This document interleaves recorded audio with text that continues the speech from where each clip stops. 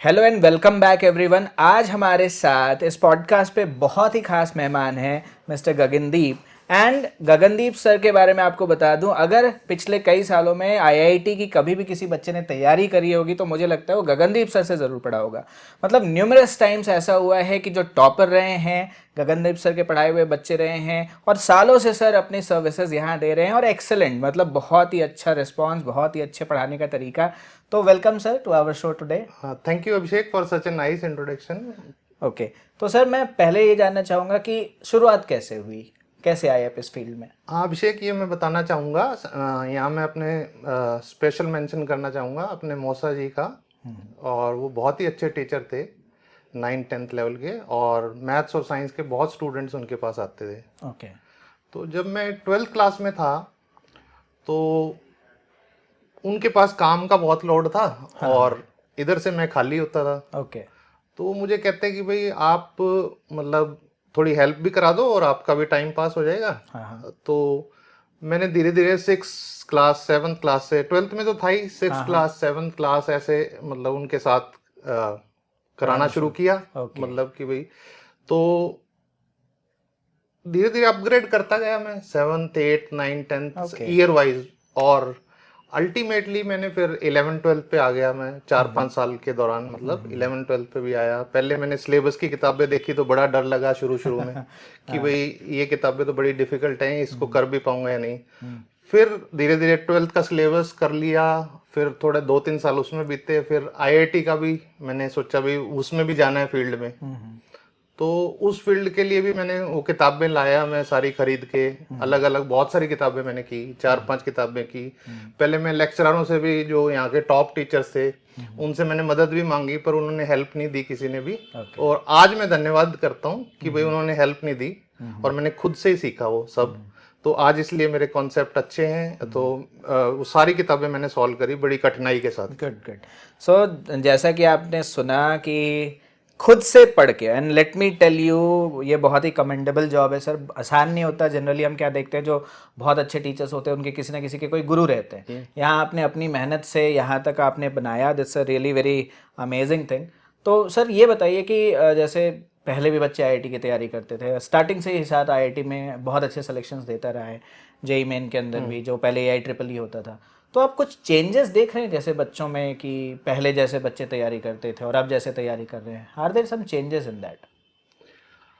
अब थोड़ा सा डिसिप्लिन में तो कमी आई है पहले से। अब रैंक्स भी उतने ऊपर नहीं आ रहे। पहले थोड़ा पढ़ाई का फोकस ज़्यादा था, क्योंकि अब इंटरनेट वगैरह आ गया है। तो इसलिए हम देखते हैं उतना ज़्यादा अब बच्चे कई सोर्सेज से इंफॉर्मेशन कलेक्ट कर रहे हैं। अच्छा, तो मतलब ये है कि इंटरनेट बना तो था हेल्प के लिए, हाँ जी। बट ये मोर और लेस बच्चों का नुकसान कर रहा है जी ज़्यादा। जी। तो मैं भी यही कहना चाहूँगा कि बेसिकली क्या है कि internet was suppose to be a helping medium, पर कई बार बच्चे इसको ना प्राइमरी मीडियम बना रहे हैं, और जिसकी वजह से क्या है, मुझे लगता है उनकी रिटन प्रैक्टिस भी थोड़ी कम हो गई है जी। ये। और जबकि मैथ्स तो सर ऐसा सब्जेक्ट है जो लिखने का सब्जेक्ट है, आप जितना प्रैक्टिस करेंगे उतना ज़्यादा बेटर रहेगा। ओके। तो सर जैसे ऐसे तो आपने इतने सारे बच्चे पढ़ाए ओवर द ईयर्स, कुछ ऐसे खास बच्चे हैं जो आपको याद रहते हैं कि हाँ ये बहुत अच्छा बच्चा था, ये बहुत अच्छा रिजल्ट करके गया, बहुत अच्छा नाम करके गया? हाँ, मुझे अपना सबसे पहला बच्चा जो आपके साथ ही कॉमन था, वो मुझे हमेशा याद रहेगा। निश्चल चांदना, ऑल इंडिया 5 था। हाँ हाँ। अब आदिश जैन है, बड़ा स्पेशल बच्चा था इस साल। शोभित सर के साथ था कॉमन वो। और मेरे सबके साथ ही रहे ऑलमोस्ट, फिजिक्स के सारे जो टीचरों के साथ कॉमन रहे हैं बच्चे, अच्छे निकले हैं। पर ये स्पेशल मेरी अचीवमेंट है हमेशा। एक और सवाल जो मैं जानना चाहूँगा सर, कि what makes your teaching style special? क्योंकि टीचर्स तो देखिए बहुत हैं, और ऐसा क्या है आपकी टीचिंग में जो आपको यूनिक बनाता है? सर मेरा जो तरीका है, मतलब पहले तो मैं थोड़ा बोर्ड लेवल का पहले कराता हूँ, ताकि हर बच्चे का एक बेस बन जाए। ठीक है। उसके बाद मैं कंपटीशन लेता हूँ 11th क्लास में। ठीक है। 12th में तो मैं डायरेक्ट ही कंपटीशन लेता हूँ, क्योंकि तब तक मैच्योर हो जाता है बच्चा। ठीक है। 11th में पहले सिलेबस 4 एक महीना, और उससे पहले मेरा फोकस रहता है कि कैलकुलस जरूर करवाऊं, ठीक है। क्योंकि कैलकुलस तो फिजिक्स में कैलकुलस भी का काम बहुत आती है। यूज है। Correct correct. बहुत सारे टीचर, मैं कहूंगा 99% टीचर कैलकुलस को हाथ ही नहीं लगाते 11th में। जबकि कैलकुलस के बगैर मैं तो सोचता हूँ वो करा कैसे रहे मैथमेटिक्स। ठीक है। कैलकुलस तो हर जगह चलना है, मतलब उसमें चाहे ट्रिग्नोमेट्री हो या कोई मैक्सिमम मिनिमम की प्रॉब्लम आनी है वो कैलकुलस से ही होनी है। Correct correct correct. तो कैलकुलस और ग्राफ्स मेरी स्ट्रेंथ है, मतलब वो औरों से हटके है मेरा पार्ट। मैं जैसे बताना चाहूँगा लोगों को, क्योंकि ना आप कैलकुलस का यूज़ फिज़िक्स में, कभी कभी केमिस्ट्री में भी होता है, तो कैलकुलस आई थिंक वो काफ़ी अच्छा है, क्योंकि वो इंक्लूड कर देना मुझे लगता है बाकी सब्जेक्ट्स में भी बच्चों को वो हेल्प जी करता है। जी जी। तो that's actually unique sir, that's actually unique. Thank you. Okay. अच्छा, जैसे ना बच्चे कई बार ना आज के डेट में क्या है कि पुराने टाइम में ना 2-3 ही अच्छी बुक्स अवेलेबल होती थी मार्केट में। आज जैसे आप देखते हैं बहुत सारी बुक्स अवेलेबल हैं, तो आप ऐसे कोई खास बुक्स बच्चों को रेफर करते हैं या आपके अपने पर्सनल असाइनमेंट्स एंड नोट्स होते हैं?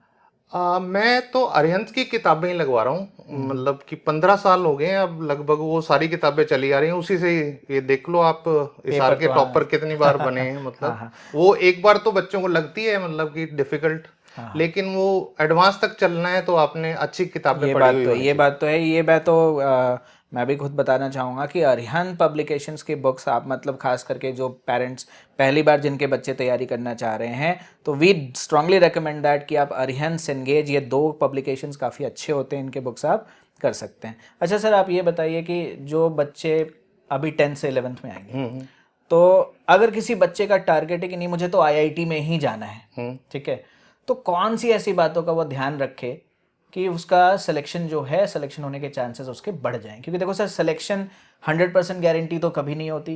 टीचर्स मेहनत करते हैं, बच्चे मेहनत करते हैं, थोड़ी सी शायद लक फैक्टर भी होता है, लेकिन क्या ऐसी बातों का, किस बातों का ध्यान रखे बच्चा कि उसकी जर्नी थोड़ी जो है अच्छी हो जाए? हाँ, उससे पहले तो मतलब ये देखना पड़ेगा टीचर जो है, ये नहीं कि भाई साथी मेरा यहाँ जा रहा है तो मैंने उधर ही बनाना है। आज देख रहे हैं हम भाई कोई ब्रांड के ऊपर भागे जा रहे हैं, जबकि ब्रांड तो आप देखो दिसंबर में सिलेबस कंप्लीट करके बैठे हैं जो, मतलब तो उनसे कॉन्सेप्ट नहीं बनने। हमने मार्च तक भी हम लेके गए हैं उसको सिलेबस को, जहां हमने जिस चैप्टर पे 26-26 दिन लगाए हैं वो ब्रांड ने 5-6 दिन में खत्म करा रखा है। तो वो आईआईटी तक आपको कभी नहीं ले जा सकता, आपको बड़ी डिटेल्ड पढ़ाई करनी पड़ेगी।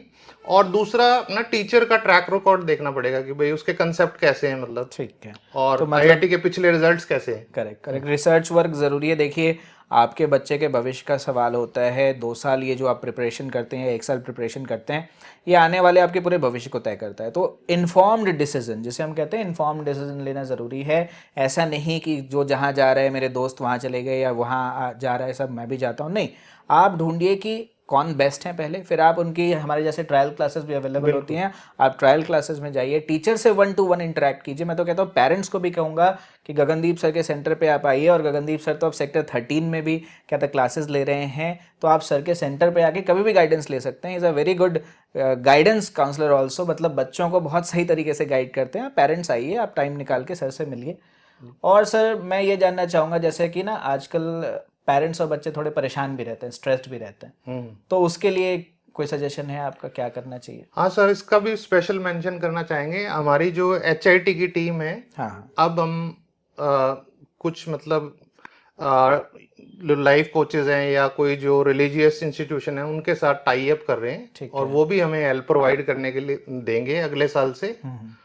और हम मेडिटेशन, योगा, स्पोर्ट्स को हम बढ़ावा देंगे, ताकि ये जो सुसाइड की घटनाएं हो रही हैं आज, मतलब कि भाई स्ट्रेस के कारण, ठीक है, इन्होंने कोटा वगैरह में दिल्ली में बस एक बच्चे को शीटें दे देते हैं, करो करो, और बच्चे कॉप अप नहीं कर पाते, बेसिक्स वो देते नहीं। करेक्ट, तो वो सबको रिलैक्स करने के लिए, प्लस पढ़ाई आजकल मुश्किल भी है, उसको रिलैक्स करने के लिए हम इन चीजों पे भी आएंगे। मेडिटेशन, योगा, स्पोर्ट्स, इसकी अवेयरनेस मतलब बनाएंगे। करेक्ट। मैं जो व्यूवर्स हैं उनको ये भी बताना चाहूँगा कि जो HIT है, जो हिसार से इनक्रेडिबल टीचर्स की जो हमारी एसोसिएशन है, जो दिन रात बच्चों की भलाई के लिए काम कर रही है, उसमें गगन सर बड़े एक्टिवली इन्वॉल्व रहते हैं। मतलब he keeps us on feet कि ये करना है, ये करना है, ये करो, वो करो। तो काफ़ी अच्छा लगता है, हम भी अपनी गाइडेंस सर से लेते रहते हैं। तो मुझे लगता है कि आज हमने इस इंटरव्यू के अंदर काफ़ी अच्छी इंपॉर्टेंट बातें जानी सर। आई थिंक ये बच्चों को डेफिनेटली हेल्प करेगा, खास करके वो बच्चे जो IIT की तैयारी करना चाहते हैं, या ऐसे पेरेंट्स जो चाहते हैं कि इंजीनियरिंग फील्ड में बच्चा अपना नाम बनाए, अपना अच्छा करियर बनाए। उसके लिए I think it will be very helpful. Thank you Abhishek, so nice.